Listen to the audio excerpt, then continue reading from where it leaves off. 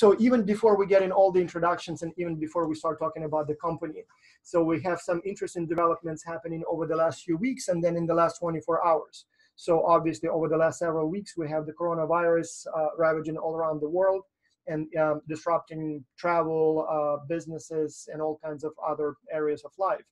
But also apparently the latest news is that the US is banning flights from Europe for 30 days. And so I'm just curious, your perspective, what impact that may have on academia, on business, and if you have any tips for our students as to how to sort of go through this process with minimal consequences for their work and study.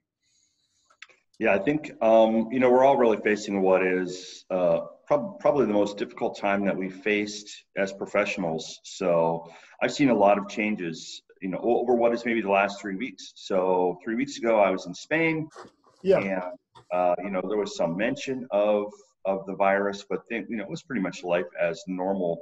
On the way there, I saw a couple of masks in the airport, which you would normally see anyway from Asian travelers. On the way home, though, I saw hundreds. And then I went directly to a trip to Texas, and you could see that it was starting to hit the US in terms of conversations. Every conversation I heard in the airport was about the coronavirus.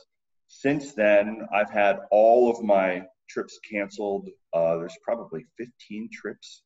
Yeah, you may be one of the most traveled people I know. I mean, you probably spend like half of your time overseas, or at least outside of Florida, Melbourne.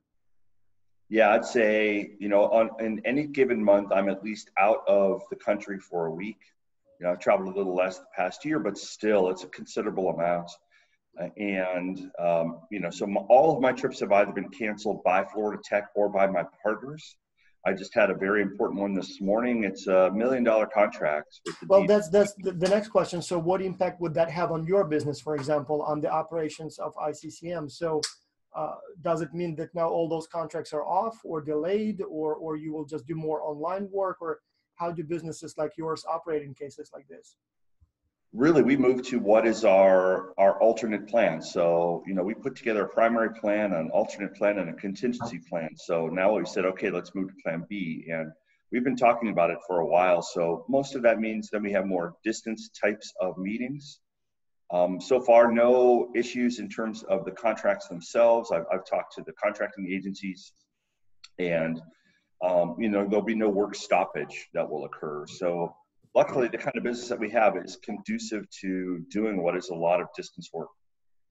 So for education then specifically, from what I see and read, many universities are basically switching to full online. Our school recommended we switch online, but it's not a requirement. Although we'll see what kind of correspondence comes our way today. But as work at FIT, and then also you obviously have all around the world at universities. So how did the universities respond to this? Yeah, I teach a lot abroad, and I had one particular engagement that was coming up here in Austria. All of their classes have been canceled. I just answered an email this morning that asked, could I do the class via distance? And we have the technology, and we're used to doing that quite a bit. So it won't be disruptive per se. I think the issue is going to be, can you reproduce what is the student experience? That I think can be quite difficult to do, given when you're looking at cross-cultural competence, which relies a lot on experiential exercises. But we've been thinking about this for a while, and how can we move things online? So will it be seamless? No, but will we be able to do it, and we'll be able to produce the quality of training? I think we can. Yeah, for classes taught by someone like you, and by that I mean a very effective, inspirational, sort of a good speaker. So it's not only about what you're saying, but how you're saying that. For some people, perhaps, when they are on the stage or in front of a classroom, I mean, they deliver the content, but that's it. And some people, it's almost like being at like a Jay Leno show. I mean, it's an experience. Well, I still remember when you did that presentation in Miami that we had a few years ago. That was the only presentation ever that had perfect fives. I mean, like that never ever happened before or after. And so I'm thinking, if you are then locked into a video stream, some of that may be lost. And again, I assume some of the students would be taking your course specifically because of the quality of the speaker, because of that person on the stage. And so if you move online, yes, you can still deliver the content. You can still give them the readings, but I think it may not be quite the same thing.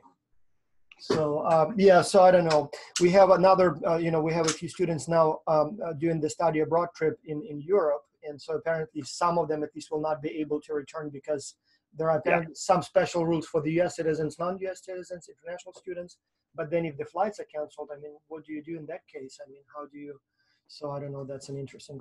And another thing, we have a professor, well, PhD student who is also teaching. So she got a Fulbright and was supposed to come here next week for a semester. And now all of a sudden that's an issue. So will she be able to come?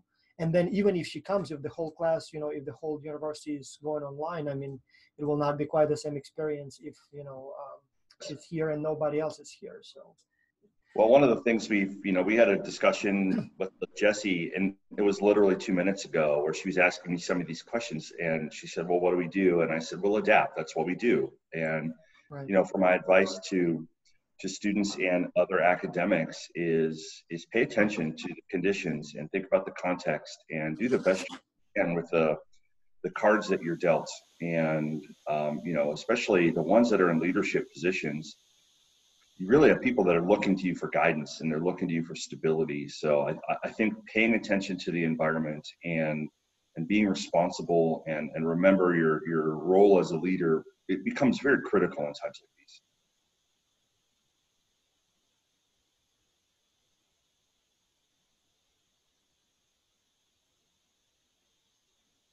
Sorry, my microphone was, conferences are canceled as well. So we had to cancel the X-Culture Symposium in Singapore. Oh, how a lot sad. of time, yeah, spent a lot of time preparing it. So we had the local team there. We had a bunch of professors all around the world involved in preparation.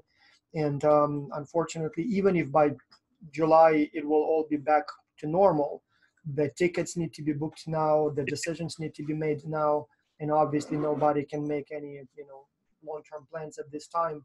So we had no choice but to cancel, which is very sad. I mean, many students were looking forward to it. Yes. And, so I guess we'll have to do it again next year. So. Well, your event is outstanding, so it does sadden me that that you're not going to be able to do it this year. But I understand, and it makes sense that we just have to be prudent about these decisions that we have. But I'm sure your organization is going to bounce back. You just got fantastic people. Yeah. Well, let's talk more then about your organization, and I should have probably done the introduction. So Dylan, you got everything you needed? Yeah, I think I got enough. I'm actually going to head out. It was nice meeting you, sir. Nice to meet you, Dylan. Take care now. So we have here Richard Griffin, who is probably the most qualified and interesting, both speaker, consultant, teacher, coach in the area of cross-cultural management. And so he's doing some very interesting work, similar to what many cross-cultural consultants do, but some of his projects are literally out of this world. Like, for example, well, literally, so some of the work is with, for example, the Orlando International Airport, but then Richard also organized a few things in collaboration with the Buzz Aldrin Space Institute. Is that the correct name? So, and Buzz Aldrin, that's the man from the first mission to walk on the moon. So we are talking literally outside of this planet. And so I even attended a couple of those meetings, symposia. So very interesting questions, very interesting topics. So very important work. I mean, literally, you can even say that the survival of our species, in a sense, was, long term. And so Richard also is the director of the Institute for Cross-Cultural Management at the Florida Institute of Technology. And again, it's a mix of research and consulting, as I understand, right? And that's so right. That's what we would like to talk about. And so the X-Culture students are invited to work on the challenge presented by the Institute for Cross-Cultural Management. And one, see on the one hand, if you can come up with some interesting ideas and provide some solutions to the company that they can use. But I will be honest with you, I'm equally interested in you choosing that company, not so much to help, but to learn from them. Because again, all of you are in international business courses. All of you are, or most of you, I assume, are international business majors or are interested in international business and cross-cultural management. And that's precisely what this company does.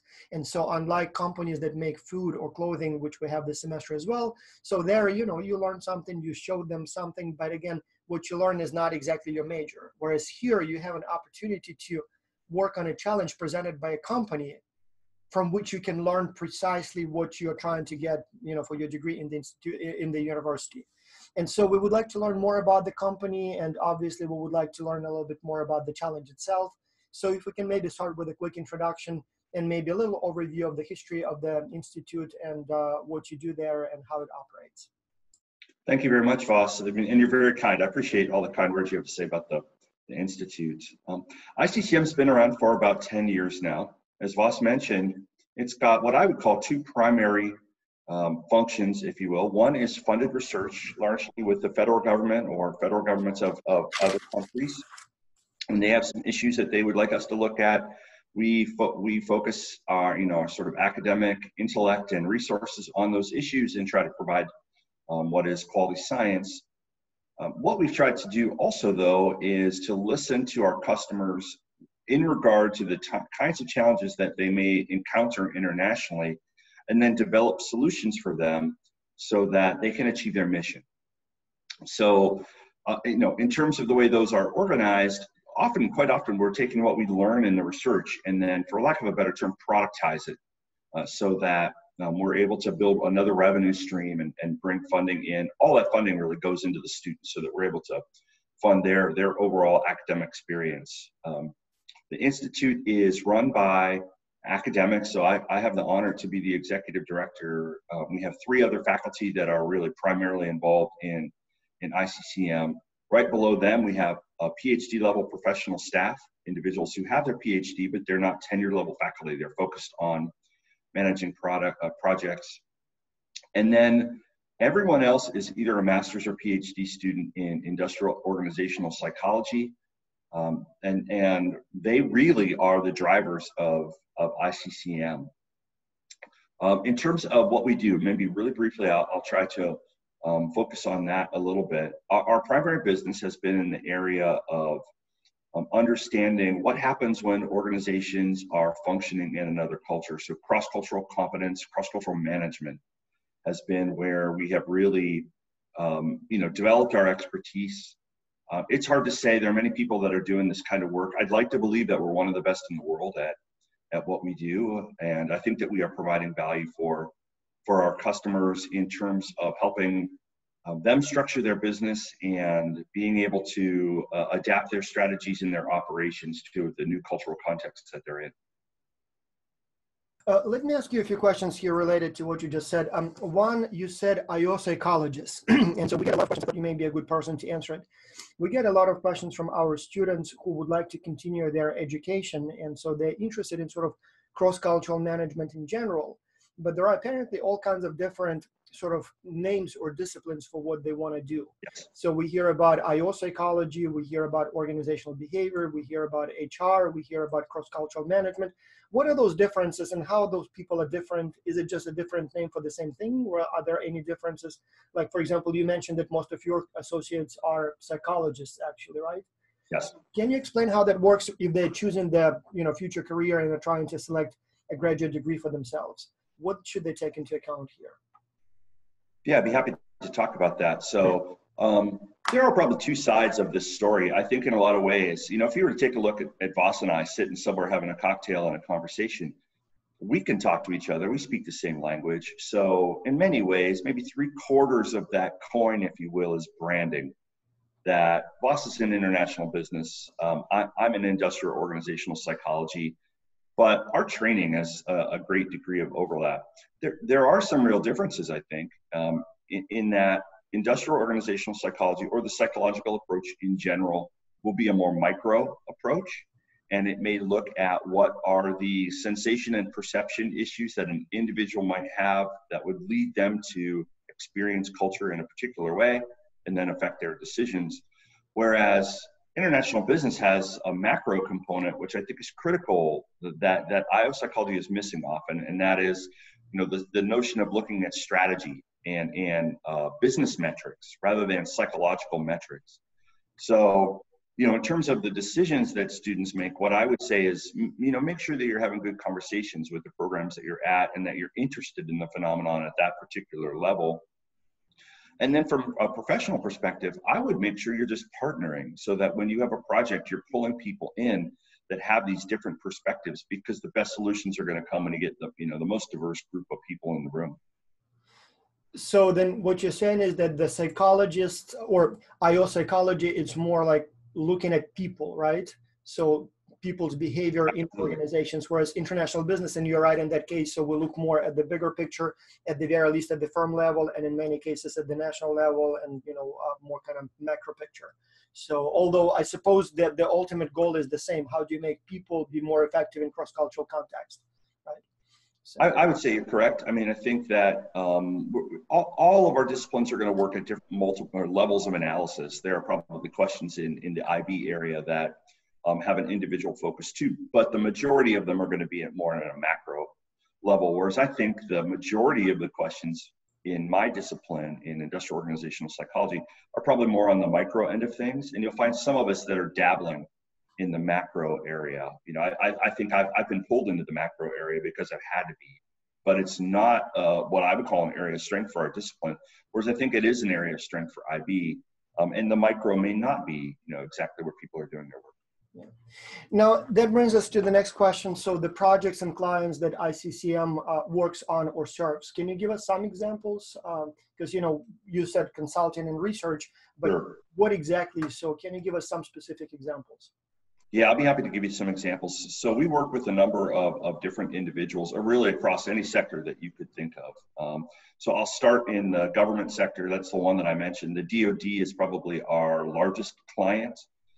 For instance, one of the projects that we have currently is we're developing a measure of cross-cultural competence, an assessment of cross-cultural competence for the U.S. Army Special Forces. In a nutshell, some people are pretty good at culture. I run into executives and they move in and out of cultures and it seems like they're naturals at it. And some people are terrible at it. So they take the plane, they get in the limo, they go to the hotel and they go eat an American meal and then go out and have a drink at the American bar, and they say they've experienced culture, whereas I'm not so sure they really have. And we're interested in knowing what's the difference between those two people in terms of their competencies. And then can we measure that and identify people who will be more likely to thrive in cross-cultural situations? So this one's very interesting. Let's, just to explain, because at first I didn't know that you do some work with the Army as well. But so do I understand it correctly? So you have the U.S. Army or Navy or whatever branch of the military that is. So they have literally millions of people there, or hundreds of thousands. And so some of them have to, as I assume, interact with foreigners, either because they do some joint exercises, or maybe some of the soldiers are of international background. And so the idea there is that the Army wants to know who is more culturally intelligent and who is not, for what, selection or training purposes, or how does it work? And what exactly do they want you to do? So you actually give them the tests, or how does it work? Yeah, that's exactly right. So let me just throw an example out there. Of course, the countries would change and all that, but the U.S. Special Forces are force multipliers, which means they will send in a small group behind enemy lines with just the supplies they have on their back. And their job is to build rapport with local individuals. So they may send 12 people into the Ukraine. Yeah. And all of a sudden they need to be able to make friends so that they can get more food, they can get more ammunition, they have a place to sleep, they have some security. And they may build relationships with someone and say, there's some bad guys around here, but you'd like to get rid of these bad guys because we could help you train. And what they'll do is they'll train local forces. Yeah. So they turn 12 people into 1,200 people. It's interesting that you mentioned Ukraine, because there are Americans training Ukrainians as we speak, so for the last several years. And from what I hear, sometimes there are cultural clashes, like they see different things differently, and sometimes that actually is a matter of facilitating their training. So it can be much more effective if it's done with cultural intelligence sort of, in place. Absolutely. Absolutely. And so any country that you could throw a dart at on the map, there's probably U.S. Special Forces in. They're just around the world. And very much like you say, that if I'm going to train individuals and I'm going to build rapport, it's better when I respect their culture, I understand their culture, I adapt my training to the cultural context that I'm in. And that's what we want these soldiers to be able to do. So you're right, we develop a test of these particular traits. We identify what are the traits that underlie cross-cultural competence. We develop a test that measures how strong someone is on these particular characteristics. We assess those individuals and we rank order them. And we would be able to tell the Army, those that have the best score should do the best in the job. And what we're doing now is validating that test to see, does the test work at the end of the day? How well is it able to identify those individuals that will be strong in cross-cultural competence? That alone is probably one of the most fascinating projects I'm in that we are validating it in a high-fidelity simulation called Pineland, where individuals role play different cultures displaced during war. So it's a phenomenal project. I will attest to the importance of this validation stage. I'm working with a few people, and you, Rich, you know all of them. So Ilan Alon and Nicole Richter, and there are several people. So we are working now on we are at the R&R stage with that paper, and the title is Half a Century of Measuring Cultural Intelligence. It's for the Journal of World Business. And so what we did for that paper is we found a little over 100 instruments for measuring cultural intelligence. And we basically described what they measure, how they measure, but also how they were developed and validated. And so one of the biggest conclusions of this study, having gone through thousands of papers, then having found over 100 instruments, and then read everything about those instruments, one thing is always in very short supply, or usually like literally absent, is validation. Yes. So the consultants would develop the instrument, they would collect the data, they would even say, okay, you're cultural intelligent, you're not. But then when it comes to, but did you test if those who score high on your test, they actually do better? Almost nobody did. Like almost never. A couple of popular academic instruments have been validated in many cases by external researchers who used it later for something else. Yeah. But the team itself didn't do the validation. But literally we found, I think it was like something like 130 instruments. In the end, we had enough information about 87 of them, I believe. And for those literally like out of 87, like 85 were never even attempted to be validated. So it's not that they didn't do it right or didn't do it fully, they just never even did that. So imagine that you have like a math test in a math course, and so everybody teaches your test, like never check if you can count money better. Like it just it makes no sense. So I wonder if you would be allowed to publish the results of that validation, because I mean, you may be one of a very few, if not the only one, that has a large scale validation of the instrument. Would it be some sort of a classified, or the Army may allow?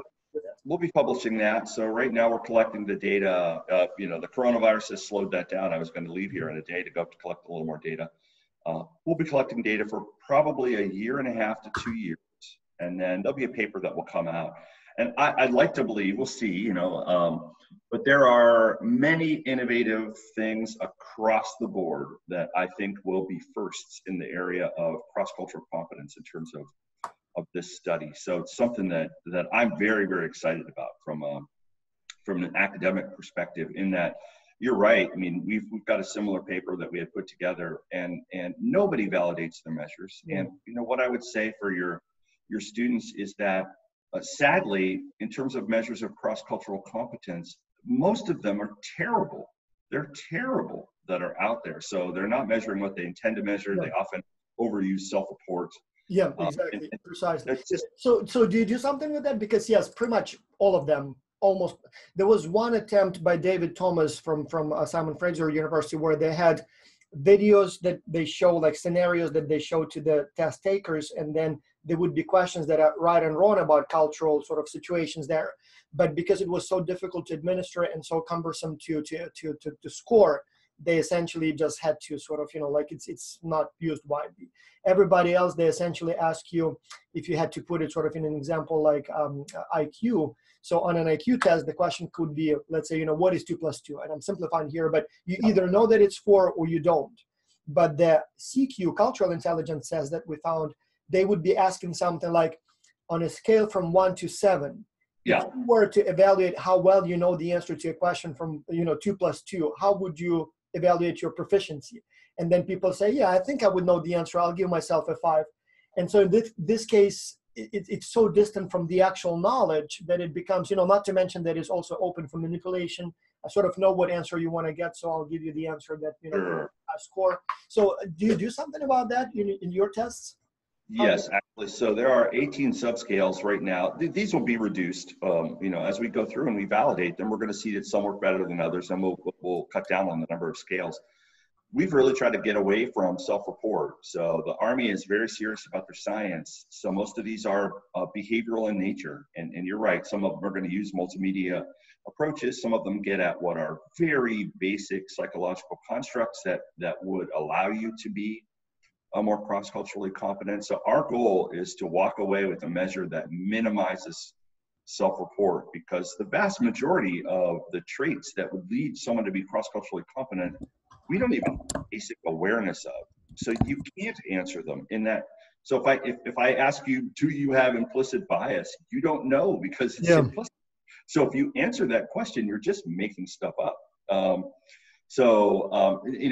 the long answer, but the short answer is yes, that's the whole goal of the project, is to come up with more innovative approaches to get at these traits. And then at the end of the day, we have to see if they work. So it's high risk, high reward, which means many of them are going to drop out. That's fine. Our goal is to improve measurement. Yeah. And I think, the example, the Army example is a good one, because people sort of know how it operates. But so my understanding is that if you do your job right, it could be not only a difference of millions of dollars for the employer, which in this case would be the Army, but also the actual results. So my understanding is, they talk about this, the fight for the hearts and minds, right? Yes. So the Army does their job right. Much of the fighting does not even have to happen, or maybe even, the whole conflict would not even start. And so I imagine that preparing a U.S. soldier costs, I don't know what, hundreds of thousands of dollars, the training, before they can actually go into combat, right? And so let's say somebody, the Army spends hundreds of thousands of dollars on training as a Marine, I don't know, special forces. And that guy goes into a foreign land and either says something disrespectful, culturally unintelligent, or does something wrong. And so the whole mission is basically compromised. So it seems to me that what you're trying to do here can be really a difference between success and failure of the mission, which in the long term can be a difference in not only millions of dollars, but also the success of the whole operation in a particular field or country, right? So would that be the same sort for the business, I assume, right? So, I mean, same thing like when Absolutely. when the company trains and prepares an expatriate, how much does it normally cost when an expatriate, let's say an American, is sent to Japan to manage a subsidiary there? I mean, it's an expensive proposition, isn't it? Absolutely. So, I think you touched on one of the things that's the key to our operations, and I believe our success is, before I ever get into talking about culture, I need to understand your business. And we spend a lot of time trying to understand, what is it exactly that you want to achieve? What is your goal? What is your strategy? What is your mission that you have? And then we see how culture might affect that, because there are a lot of people that are out there that offer consulting services that have, they've read a little bit of Hofstede, and they go in and they, try to make people more understanding of culture or more accepting of cultural differences. And of course that's important, but that doesn't make them any better at it. So you're right. And not even hundreds of thousands of dollars to train a U.S. Army Special Forces officer could be millions of dollars. Millions. But their training is amazing. It's amazing. You're talking very smart people who speak a couple of languages, that have intense training in a couple of areas, along with all the experiential training that they have. So these are very, very skilled, accomplished individuals. And their success is not just tied to the success of that unit. Their success can aggregate to what is national security. So if those individuals do their job well, then we sleep safely at night. Yeah. So it's not just dollars that we're looking at. Exactly. The mission is much more complicated. I think the same thing is true when you start looking at expatriates in a corporation setting, where the numbers vary depending on the sources that you look at, but those probably are at least the hundreds of thousands, at least $500,000 for an executive expatriate, and it could go higher depending on the level. If you're looking at a C-level executive that might make a mistake during a negotiation for an acquisition, those could be hundreds of millions of dollars that could be on the table. My whole family, I'll share a personal anecdote just to highlight the importance of the work that you do. So my whole family are engineers. My parents, my brother, He's a professor of electrical engineer, and so they used to make fun of me, saying that the research I do about international business, people behaving in organizations, it's kind of soft science, not real science. Like they like numbers. But then when I explained to them a little bit more what I'm trying to do, my brothers told me or said a thing that made me feel good, and I think it actually communicates very well, the importance of what we do. He said that when you are designing, for example, a smartphone, you can put the best processor in it, the biggest battery, the fastest memory chip, and whatever else goes into it. But if the software is not working, all of that is basically useless. And so the same thing would be with, for example, an expatriate for a business. I mean, the person can be the best accountant ever, went to the Ivy League school, can multiply, triple digit numbers in mind and, do all kinds of operations, knows business in and out, knows everybody, I don't know, in the industry, but then goes to Japan to negotiate a contract and, does things wrong. And all of that all of a sudden doesn't matter because you don't get the deal. You can, same thing with the special forces, in operations. You can be the best sharpshooter, you can be, the best combat, you have the best equipment, but if you don't have the cultural intelligence you encounter with the locals there, it can basically negate all of that skill. It may not be necessary, or it cannot help you. And so it seems to me that soft training sometimes may be as important, or maybe even more important. The person who has enough sort of, here and here may not even need to use the guns, or may not even need to use, advanced accounting skills, because some of those things can happen, without all those conflicts and problems. So, yeah. Yeah, I would agree. Just real quickly to speak to your point, most expatriates are going to be chosen based on their technical skills. Right. Their technical skills are actually a minimum, the minimum that is necessary to be successful in, a particular context. And what people call soft skills, and I have a story on that too, I'll share it some other time.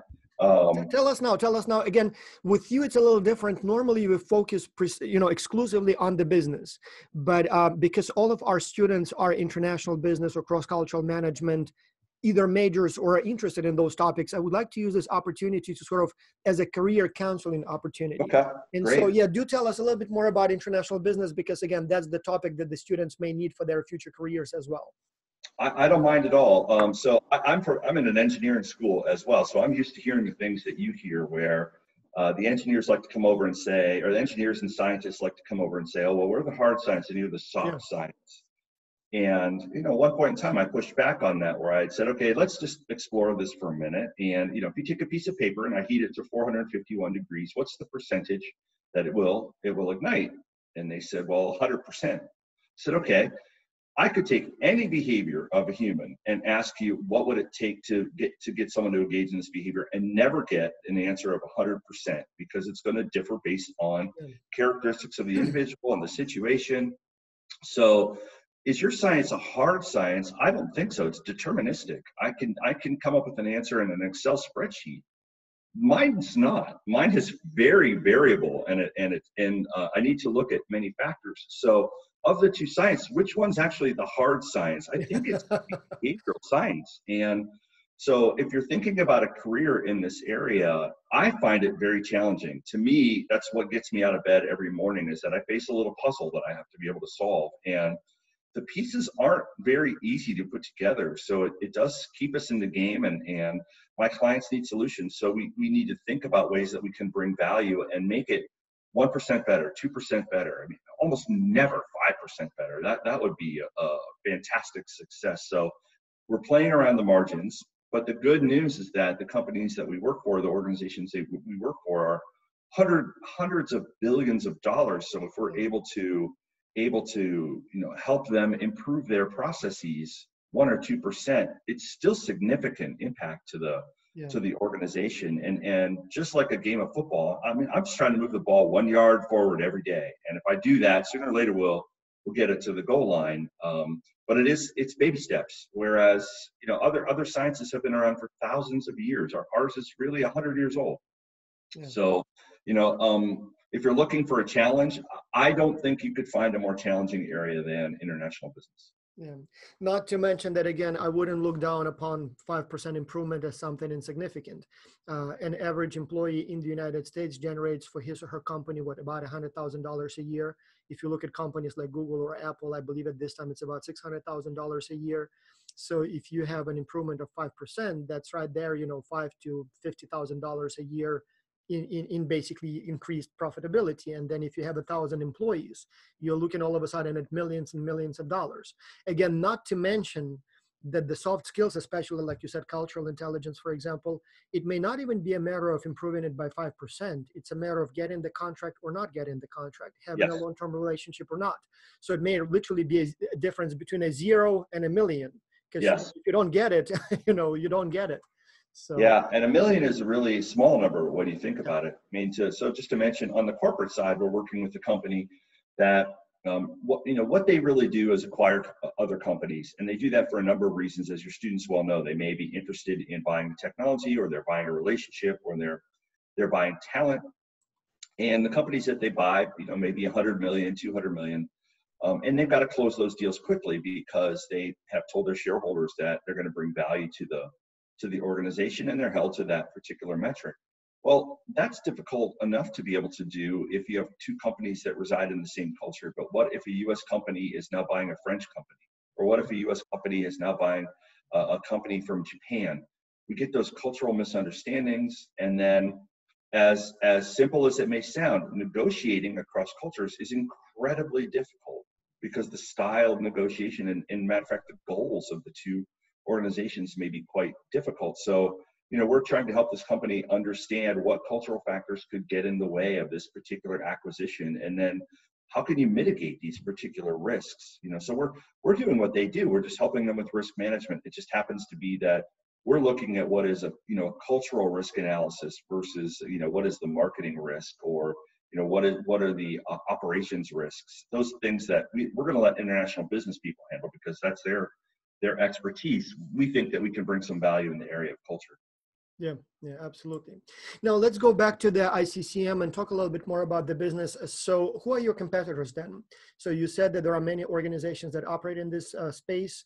Can you give us a typical profile of your competitor, or maybe even name some companies or some organizations? Or Yeah, I'll be happy to do that. So when I said many, that's interesting. So let's examine that, because many is probably relative. So there are a couple of kinds of people that will compete against us. I'd say the first are going to be academics that may get into what is a consortium, individuals that study culture by reading about culture, and they may offer what are some solutions. Then we have a group of individuals that are usually executives or ex-executives that may not know the academic side, but they have learned about culture through their life experience, and now they are offering some particular solutions. And then I would say the third group, this one is just coming online now. I would not say I would consider them a serious competitor at this stage, but these are the larger firms, your KPMGs of the world or your McKinseys of the world, that have now realized that, hey, wait a minute, there's revenue to be gained here in this culture area, and we want to buy talent and we want to focus on culture. So, your students know who Fonz Trompenaars is. Fonz gets his company bought out probably about every 10 years. Yeah. And then, he in turn buys it back to have control of it. So what is our competitive advantage over those groups? I think that we are doing all the things that those groups do, but in combination. So all of our work is based in science. So when I say all of it, I don't mean just our solutions. Our internal processes are based in science. So if someone comes to me and suggests a change, I'll say, what does the evidence say about this? And I want to see you pitch this to me, and it's got to make sense from a science perspective. We're very real world in that, unlike many academics, we don't live in an ivory tower. I want to get dirty every day. And, so we have to come up with solutions that resonate with our clients, which means they have to be efficient. We have to speak in the language that they speak, and they have to be able to move the needle of our clients, not the needle we're interested in. And at the end of the day, they have to be intuitive. So many of the solutions in the area of culture, I think, are cumbersome. Most of your students have probably read a Kiss, Bow, and Shake Hands book, and you can buy these do and don't books. from all around the world that have specific cultural information, and it's too much information. You can't hold it in your head. So we try to use a combination of culture general approaches with some culture specific, and make it so that it's manageable, so that the individual can be genuine and authentic and still be able to build rapport in the culture that they're in. And so that we call that the third eye approach. And that approach, I think, is largely responsible for our success in that there is evidence behind everything that we do. It's not just a mental exercise, it is a real world exercise, and we want to make it so that the solution can fit in your back pocket rather than, in a volume of encyclopedias. Yeah, makes perfect sense. What is the geography of your business? Your clients, are they mainly American? I know you travel a lot internationally. Is it for business too? Yes. Yeah, so a little of both. When I first got started, I really was, gearing the organization to serve American organizations that were going to work internationally. And then surprisingly, the majority of our clients actually were the reverse. I think our first client was a Japanese company that was going to be doing business in the United States and wanted to better understand American culture or US American culture. So as it stands now, though, our clients are very global. I'd still say the majority are from the United States, but they may be headquartered here, but they're international companies. It's companies where we no longer have to sell the need for cross-cultural competence. They get it. They understand that there are cultural challenges. They just want to know what to do about it. So we're a very global organization. So, and that brings us to the question, one of the questions in the challenge for ICCM is the students are invited to think about new markets for your company. And so basically where the potential clients could be. And if I understand correctly, you're open to doing business or serving clients not only from the United States, but just about anywhere on the planet if they need cross-cultural consulting? Yeah, that's correct. So, part of what we're trying to do at this stage, and I don't know if it's trying to do, I think we're being pulled in this particular direction, and as our organization is starting to face some changes. Some of those changes are based in the science, in that we view things differently than we used to. Some of those changes are being dictated by our customers, who are telling us things that we hadn't really thought of when we first got started. But we are open to doing business with anybody in the world. And just as you and I now are having a conversation with you in North Carolina and me in Florida, these kind of conversations can happen all the time. So us doing business internationally isn't difficult. It just takes a little more effort than it would if we were going to do it domestically, but frankly, not much more. And so my understanding is that when we're talking about a company like ICCM, sort of when we talk about geography, you sort of have directionality going on here. So I assume, let's say, for example, the client is in Japan, or Japan is the country that the students are thinking about. So I understand here two things can be going on. It could be an American client who wants to do business in Japan and needs your advice on how to do it from the United States in Japan, but it can also be a Japanese client who is trying to maybe establish some business in the United States and needs your advice about American business. Or it can be maybe some sort of a third country that for some reason has suppliers or clients in Japan and the United States, right? So it's not going to be necessary, like you can have multiple locations with respect to one country. Yeah, that's correct. So I would say, even in the instance where we might have, we have an American company that wants to do business in Japan and a Japanese company that wants to do business with the United States, we can help broker that so that we're working with both of them. The analogy I often give people will often ask me, well, who's the home team? And what I always tell executives is that championships are played on a neutral field. And, for organizations to be successful, they both have to try.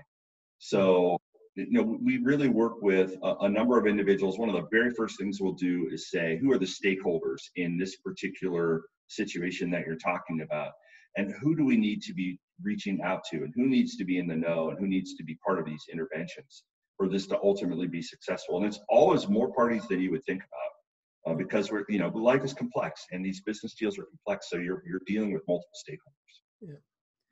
Now, we do have a lot of questions about your marketing and promotion. So one of the questions the challenge is asking students to do is to think about how your company and services could be promoted.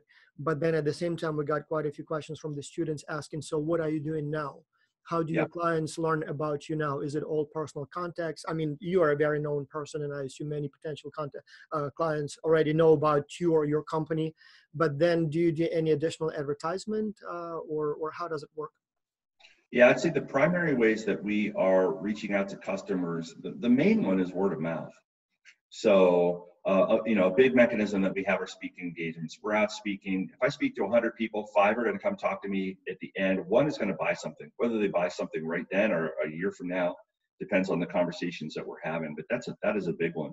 And then what has happened, I think, is that the stories of our successes have got out there, and now people are reaching out. So I'll get an email once a week with someone who just wants to have a conversation. Yeah. And I will talk to anybody about anything. That's part of my job as executive director is just having conversations with individuals. And boss, many of your friends have reached out to me. So, I would say that is the main thing that we're doing. Then you'll find people that will find us basically through what is a Google search. They're going to go in and look up cross-cultural competence, and up pops our website. Yeah. Those are the main ways that we are making friends. But say, until a few years ago, our partnerships were largely driven by the summit.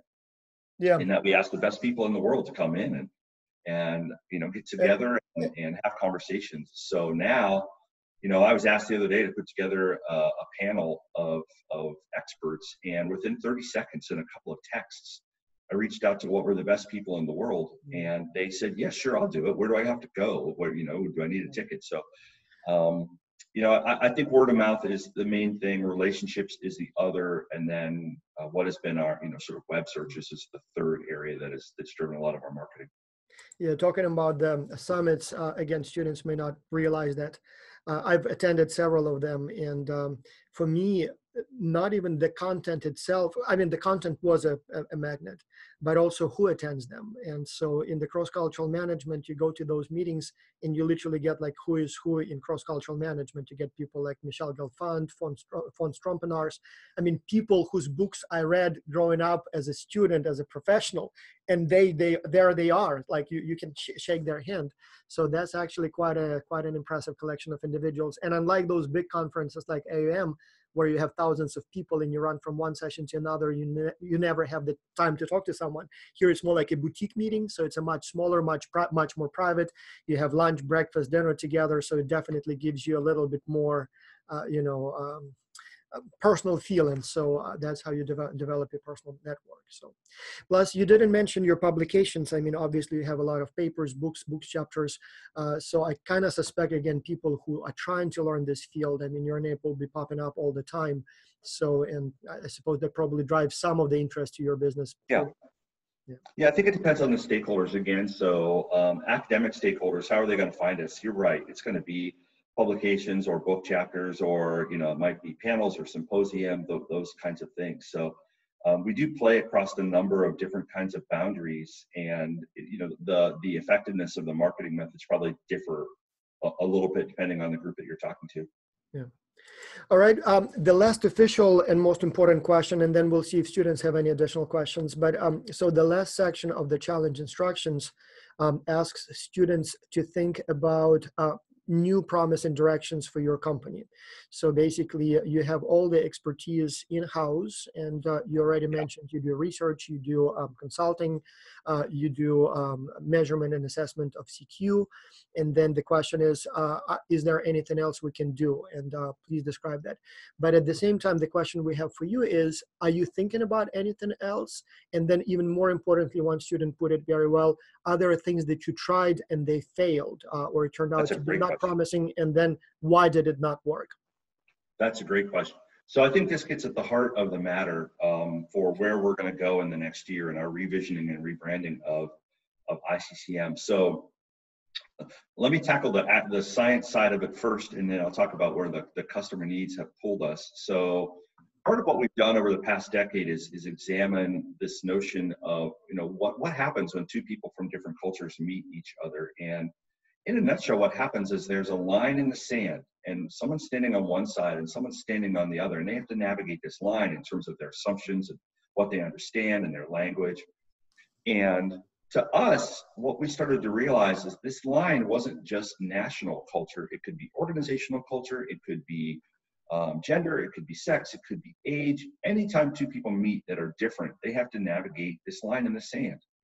And so we are broadening our mission to start to look at some of those other kinds of differences, not because there's more revenue to be made there, but we think it's the same issue. So, we'll end up in the diversity and inclusion space, not because we want to grow per se, but because we think that the diversity and inclusion space, it would benefit from the kinds of interventions that we are already doing in the cross-cultural competence space. The other reason that we're sort of expanding is that our clients are taking us there, in that they come to us because of culture. So they say, hey, I've got this particular cultural issue, and they might mention talent management, or they might mention their executive team. And as we help them solve problems, they'll say, we have this other problem that we'd love you to take a look at. Would you mind taking a look at this artificial intelligence and data scraping issue? And we're curious, and we've got, I think, what are very strong partners. So we'll say, yeah, we'll take a look at it. Let's tell me what your issues are. And we get pulled into spaces that we never saw coming.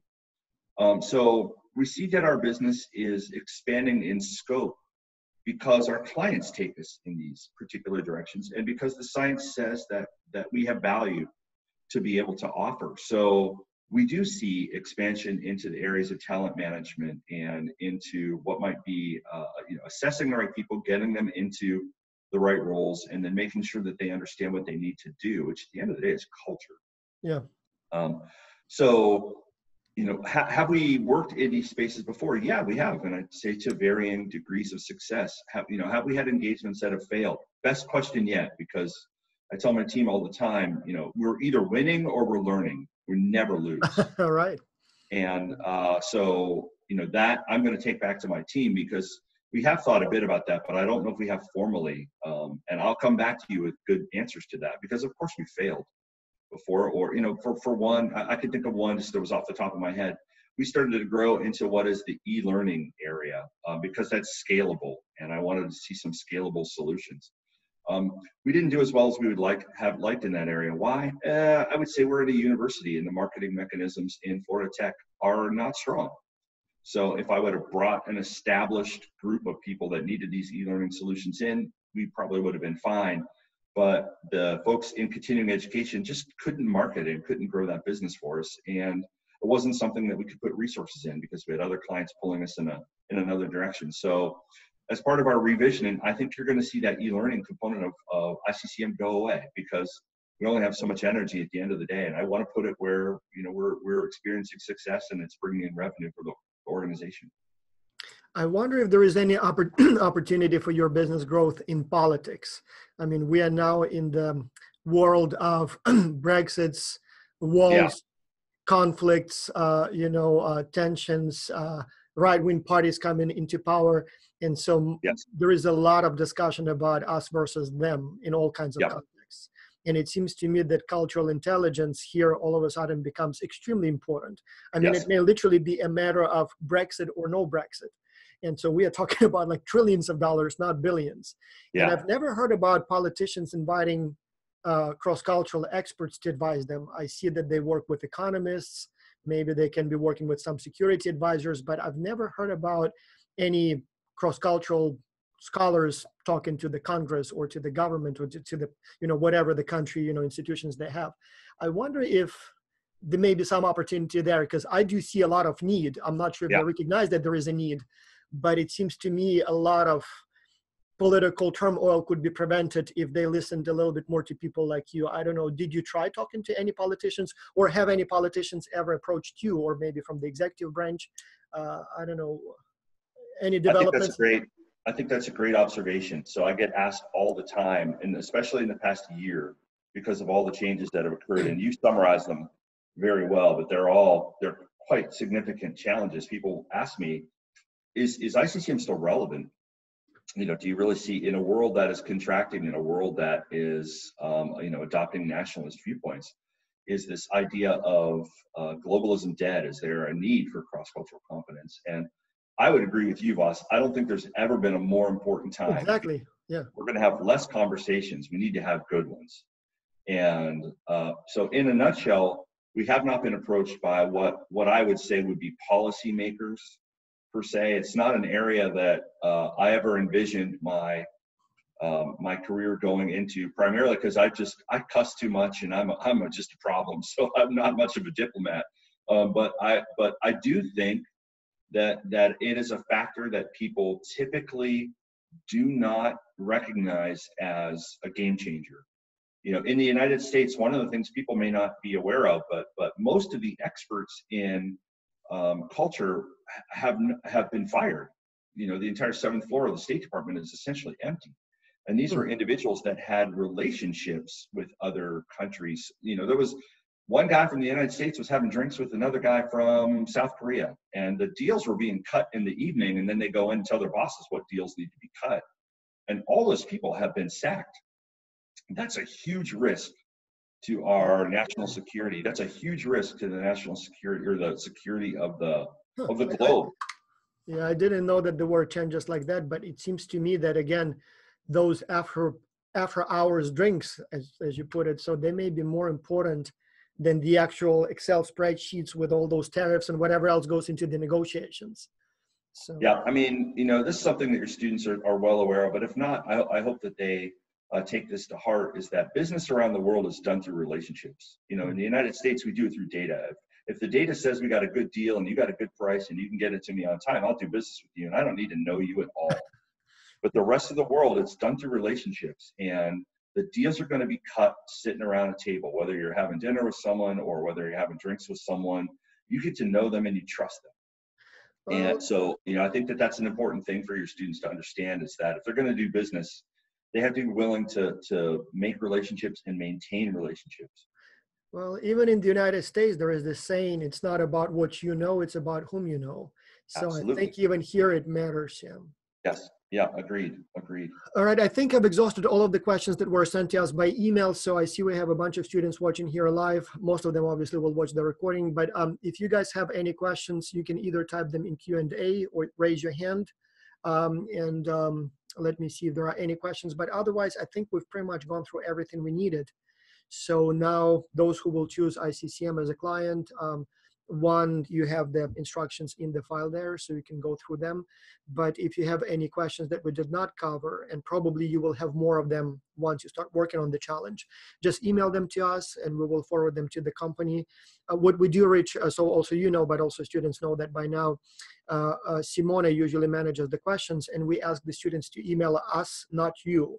And the reason for that is because, you know, there will be probably hundreds of people who will choose your company, and most of those questions are repetitive. So there will be like 10 teams that will ask, you know, do you work with anyone from Germany? And so obviously we don't want to waste your time on answering the same question over and over again. So if we know the answer, we will just copy and paste it from our catalog of FAQs, and we don't need to bother you. But occasionally we do get questions that we don't know the answer to, something new, something that we didn't ask in the webinar, something that, you know, we need to ask you, in which case we will forward the question to you. And then, you know, once we have the answer, we will forward it back to the students. And there will be probably more questions, you know, further into the semester when the students start working on it. So we'll see how things go. Maybe we'll do another webinar. Instead of answering 200 emails, we'll just do 1 hour webinar and cover it all there. Great. That's where we stand. Well, I'm very happy to help. I mean, I cannot thank you enough, Voss. First, you personally for supporting ICCM. I know you've been a supporter for a really long time, 10 years or more. I've known Voss, and you've never said anything but kind things, and really been very helpful to us. Then thanks to the students who are, you know, evaluating this in terms of thinking about where you're going to put your energy. And I'll thank you in advance if you happen to choose ICCM. And we're happy to provide any information that you need.